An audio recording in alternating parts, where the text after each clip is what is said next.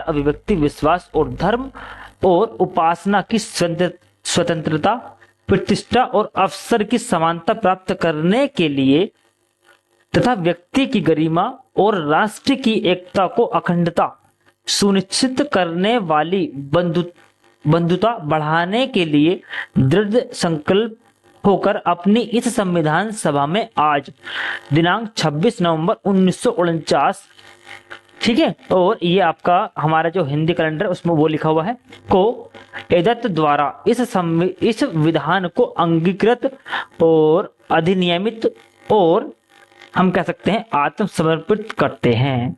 ये थी भी आपकी पूरी प्रस्तावना, ठीक है। संविधान की पूरी प्रस्तावना ये थी। आपको एक बार ऑर्डर पढ़ लेना है, यहां से भी क्वेश्चन आपको मिल जाते हैं, ठीक है, यहां से भी आपको क्वेश्चन मिल जाते हैं।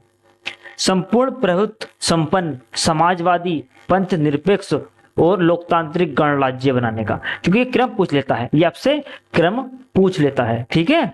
और सामाजिक, आर्थिक और राजनीतिक न्याय, विचार, अभिव्यक्ति, विश्वास, धर्म और उपासना की स्वतंत्रता, प्रतिष्ठा, अवसर की समान क्या समता, ठीक है, के लिए ही, और गरिमा और राष्ट्र की एकता और अखंडता। समझ गए? तो इसको ध्यान से पढ़ लेना। यहां से मेरा दोस्त आपके क्वेश्चन जो हमने ये रेड कर रखे हैं, तो यहां से ये क्वेश्चन आपके इस रूप में पूछ लिए जाते हैं। आगे मेरे दोस्त इसके बारे में और पॉइंट पढ़ते हैं। देखो भी, यह संविधान का प्रारंभिक कथन है जो संविधान के कारणों तथा मार्गदर्शन मूल्य को बताता है। क्या क्या भी देखो, इसे राजनीतिक कुंजी, किसे यानी किसको, प्रस्तावना को, इसे राजनीतिक कुंजी और राजनीतिक जनपत्री बताया गया है। संविधान को यदि पूछे क्वेश्चन आपसे पूछे कि राजनीतिक जनपत्री किसे बताया गया है, किसे माना जाता है, तो किसको, प्रस्तावना को। राजनीतिक कुंजी किसे माना जाता है, प्रस्तावना को, ठीक है। इस प्रकार के क्वेश्चन आपसे पूछ ले जाते हैं। प्रस्तावना में संविधान के निर्माताओं के मनोभाव और आदर्श प्रतिबिंबित होते हैं, ठीक है भाई, क्या क्या, मनोभाव और आदर्श।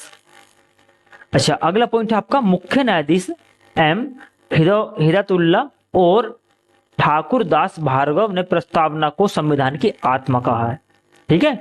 और ये क्वेश्चन आपने देखा भी होगा कि संविधान की आत्मा किसे कहा जाता है, तो प्रस्तावना को कहा जाता है, ठीक है। ये बातें किसने कही है, तो आप जानते हो, ये हमारे मुख्य न्यायाधीश थे, ये हमारे